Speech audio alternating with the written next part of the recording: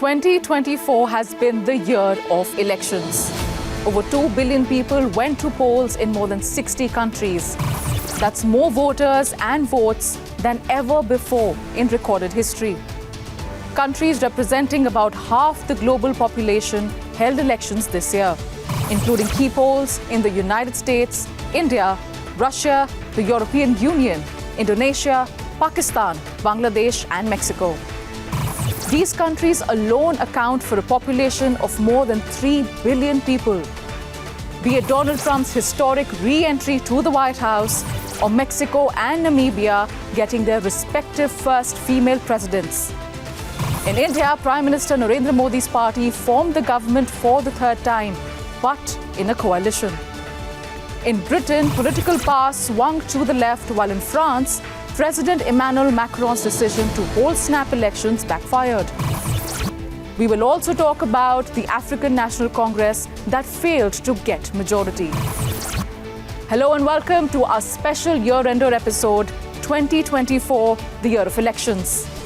Over the next half hour, we will look back at some of the significant elections held this year.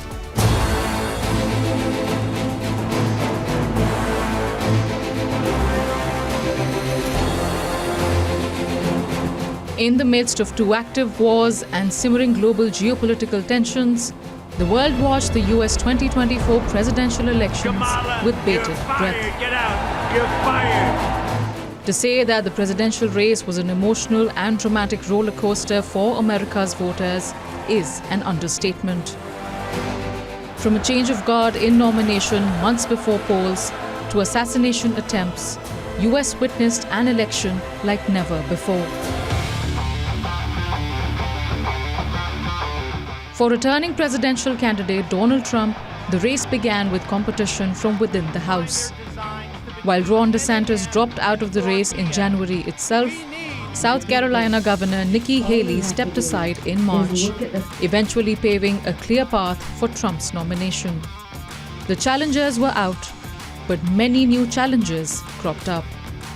2 months later, Donald Trump faced a huge setback in May when a 12-member jury unanimously handed a guilty verdict to Trump in the hush money case, thus attaching the label of a convict to his presidential campaign. Come June, Joe Biden and Donald Trump took the stage for the traditional presidential debate, the aftermath of which triggered calls for Biden to abandon his re-election bid and make way for someone new. Critics, supporters, and analysts alike raised concern over his ability to carry on as president, while many lamented the overall standard or the lack of it at the debate.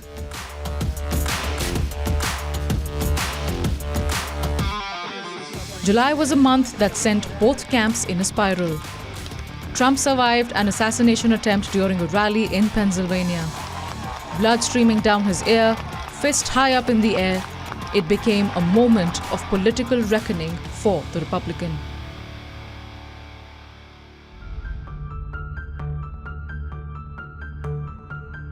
They keep saying, he's a threat to democracy. I'm saying, what the hell did I do for democracy? Last week I took a bullet for democracy.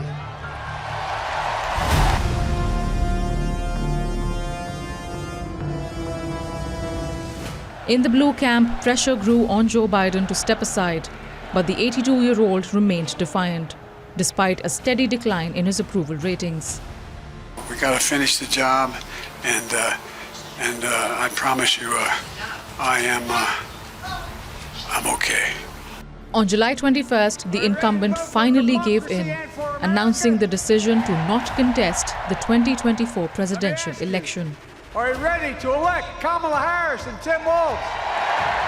On the same day, he endorsed Kamala Harris, making way for the US Vice President to take the reins.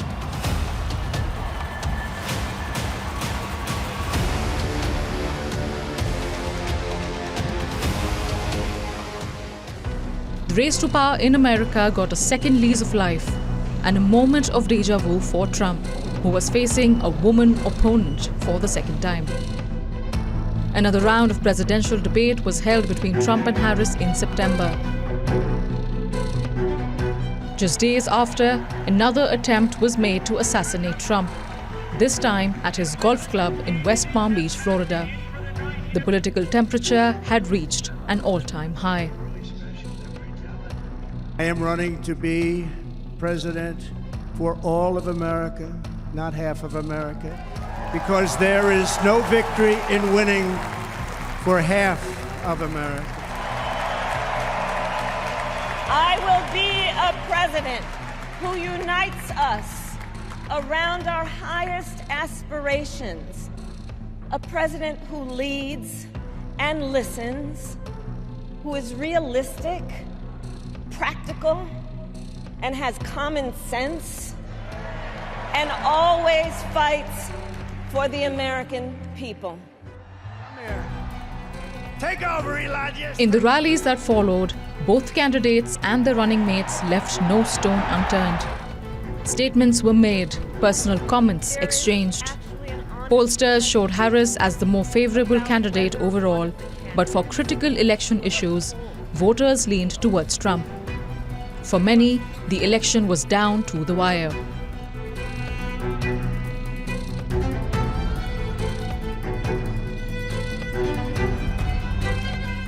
After final voting on November 5, the ballot floodgates opened for returning presidential nominee Donald Trump. The voter sentiment was unanimous. Americans wanted a change of guard at the White House. They wanted a better economy, control on illegal immigration, and they needed the wars to stop draining America's coffers. Donald Trump defeated Kamala Harris 312 to 226, also winning all 7 swing states as well. Soon after a sweeping election mandate, Trump and his transition team set the ball rolling on his upcoming White House term, nominating personalities who would assume a key role in the cabinet. US and the world is set to welcome 2025 with Donald Trump's January presidential inauguration. Nothing will stop me from keeping my word to you, the people. We will make America safe, strong, prosperous, powerful, and free again. As the curtains draw on 2024, the world is already feeling the tremors of a long and short-term impact of Trump's second presidency.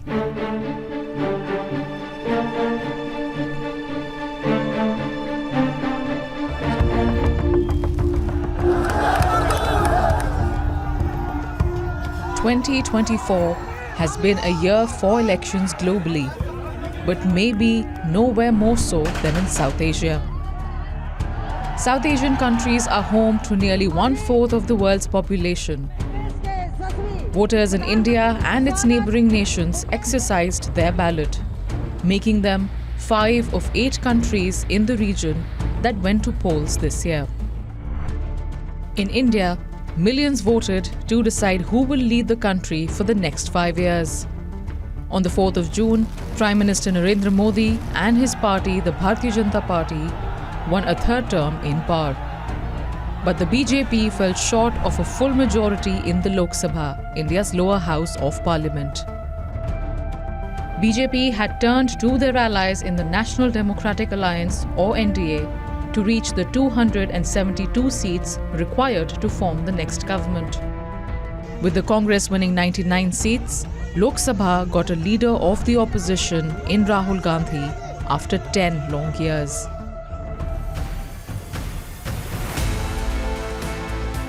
For Bangladesh, India's neighbor on the east, the year has been a tumultuous one. In January, the country held its national elections amidst violence and protests.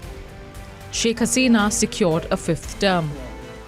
Her party, Awami League, and the allies achieved a resounding victory by getting 225 out of 300 national parliamentary seats in a largely uncontested election. The main opposition, the Bangladesh Nationalist Party or BNP, boycotted the polls to protest Hasina's crackdown on political dissent. Months later, in August, high drama unfolded in Dhaka. A student protest against job quotas turned into a national movement. Within days, Sheikh Hasina's palatial official residence, Gono Bhobon, became the epicenter of chaos and commotion. Some even climbed atop a statue of Sheikh Mujibur Rahman, Hasina's father. Sheikh Hasina fled the country, and soon after, the parliament was dissolved. Nobel Peace Prize laureate Muhammad Yunus was nominated as the caretaker. He has since been serving as the chief advisor of Bangladesh's interim government.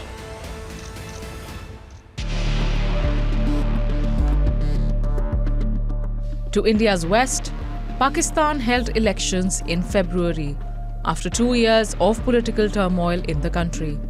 Pakistan's military backed former Prime Minister Imran Khan until he was ousted from office in April 2022.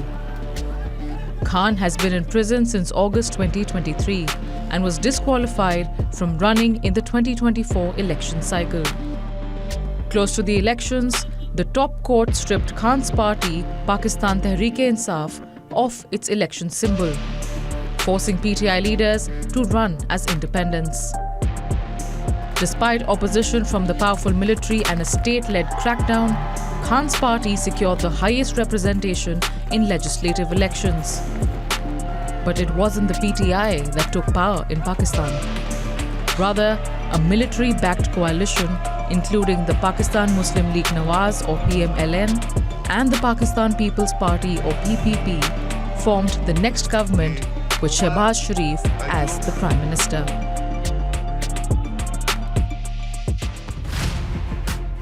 In September this year, India's neighbour in the south, Sri Lanka, held its first election since the 2022 economic collapse that triggered a national movement in the country and forced the then president Gotabaya Rajapaksa to flee Sri Lanka. Following his resignation, Ranil Wickremesinghe was elected as the president of Sri Lanka in July 2022. In the September presidential polls this year, Anurakumara Dissanayake won the mandate, defeating the incumbent and six-time former PM Ranil Wickremesinghe. Dissanayake contested as a candidate for the National People's Power Alliance, which includes his Marxist-leaning Janata Vimukthi Peramuna or JVP party. Later in November, Sri Lanka went to polls again. This time, it was for the parliament seats. Dissanayake's NPP, who previously held 3 seats, bagged a solid 159 in the parliament, sailing past the 2/3 majority mark, something Sri Lanka had never seen before.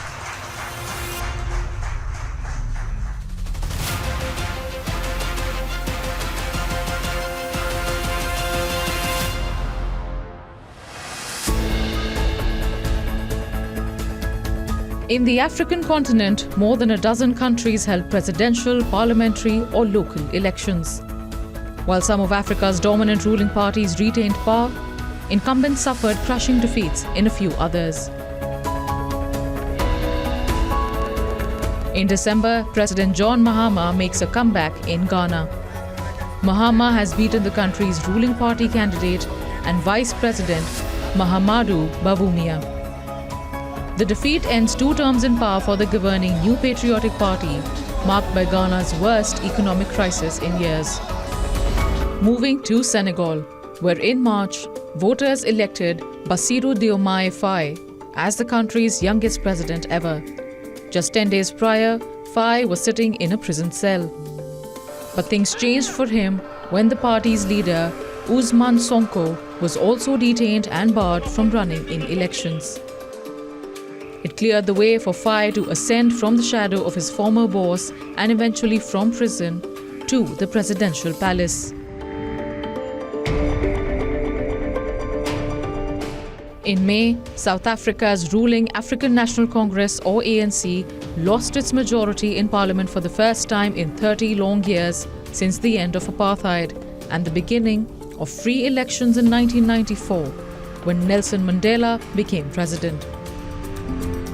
However, it still emerged as the largest party with 40% of the votes. This forced ANC to negotiate its first coalition government ever with the Democratic Alliance, its ideological opposite, which came second in the elections. ANC leader Cyril Ramaphosa was elected by the National Assembly to a second term as president, after forming a tense alliance with the DA party. Another record was set in Namibia. In December, Netumbo Nandi Ndaitwah from the governing Southwest Africa People's Organization, or SWAPO, has been voted as Namibia's first female president. SWAPO has been in power in the southern African country since independence in 1990.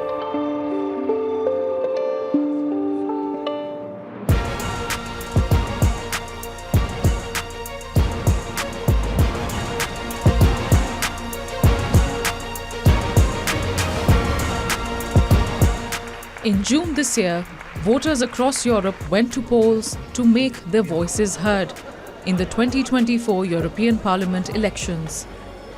On the 9th of June, far-right parties made striking gains in European Union elections, delivering humiliating defeats to parties of German Chancellor Olaf Scholz, France's President Emmanuel Macron, and Austrian Chancellor Karl Nehammer. A total of 720 members of the European Parliament, or MEPs, were elected to represent over 450 million people from 27 member states. The bloc swung to the right in a sign of the anti-establishment sentiment on the continent. The far right were winners in many places, coming out on top in France, Italy and Austria, while Germany's AfD came second. It was still ahead of Chancellor Olaf Scholz's SPD party. The hard right also performed well in the Netherlands.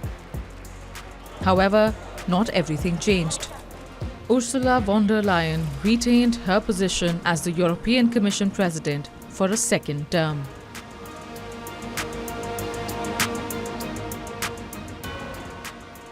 In France, Marine Le Pen's National Rally delivered a crushing defeat to Macron in the European Parliament elections, prompting the French president to dissolve France's national parliament and call for snap elections. France's legislative polls were held in late June and early July. Left-wing bloc, New Popular Front, or the NFP won the most seats, but not enough for an absolute majority. Macron's centrist ensemble came second, and Marine Le Pen's far-right party, National Rally, placed third. In September, Macron revealed his cabinet, led by Michel Barnier as Prime Minister, marking a shift to the right. However, with less than 4 months in power, Barnier's government lost a no-confidence vote in Parliament. This triggered another political deadlock in France. After weeks of back and forth, Macron recently named centrist ally François Bayrou as Prime Minister of France. But concern still remains over government stability in the country.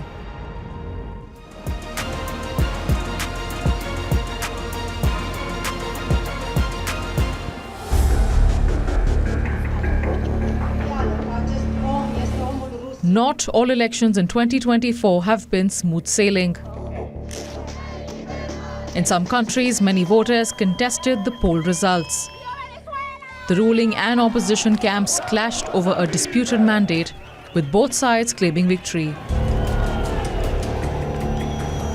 Here is a lowdown of elections around the world that triggered a standoff.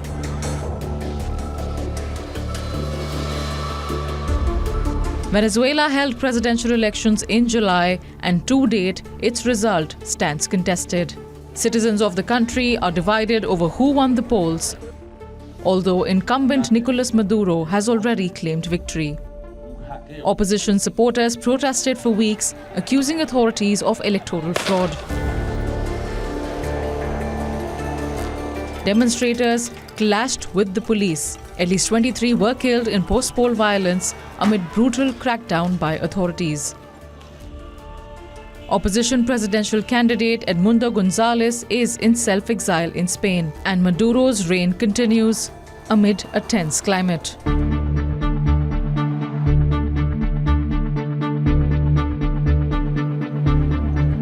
parliamentary elections in the country of Georgia triggered a mass movement against the ruling party. Ever since the October 28 elections, thousands have rallied outside parliament, crying foul over the Dream Party's claim to victory.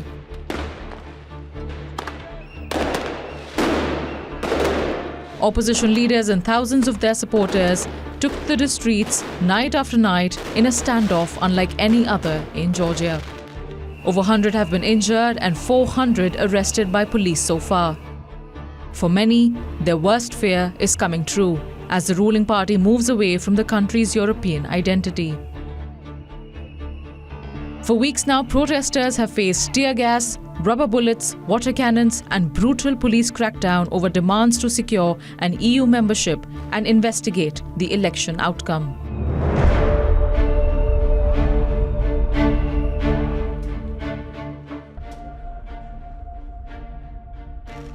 Romania conducted the first round of presidential polls in November, but its result shocked many voters in the country. Far-right candidate Calin Georgescu emerged as the front-runner after the first round, putting him in pole position to win the runoff. Fearing his victory, thousands then rallied for his rival, a pro-European Union candidate.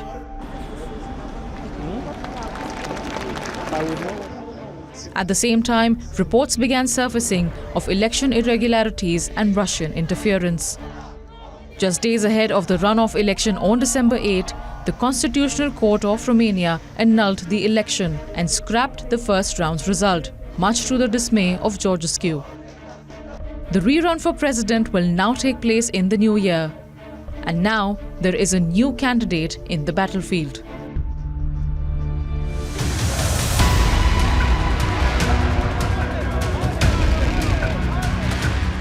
Post-election violence was the deadliest in Mozambique. The southern African nation held presidential and parliamentary polls on October 9. On October 24th, Mozambique's poll body declared ruling Frelimo party candidate Daniel Chapo as the winner. Opposition denounced the poll mandate, as did thousands of citizens. The announcement triggered a wave of protests and brutal clashes with the police that continued for weeks. As tensions flared, authorities detained close to 4,000 people. The anti-government rallies and protests have killed over 100 people so far.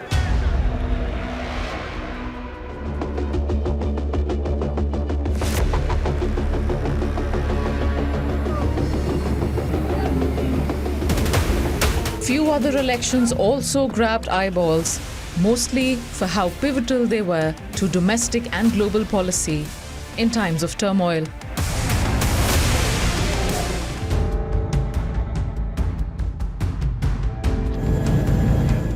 The death of Iran's late president Ebrahim Raisi in May this year created a vast political void. At a time when the country was fighting a shadow war with Israel, Raisi's sudden demise in a helicopter crash triggered early elections.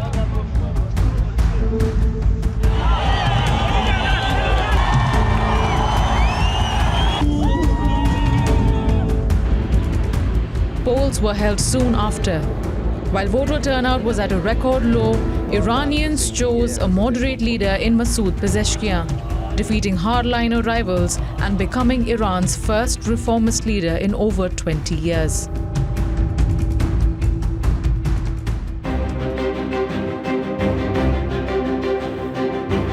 It is safe to say that the election cycle in Russia was far from being unpredictable and largely ceremonious. The country held elections in March 2024, and incumbent leader Vladimir Putin won a record landslide since the 1991 collapse of the Soviet Union. Putin first rose to power in 1999, and over the years, his position has only cemented. The first election since Russia's invasion of Ukraine in 2022, it reappointed Putin to a fifth term in office until 2030.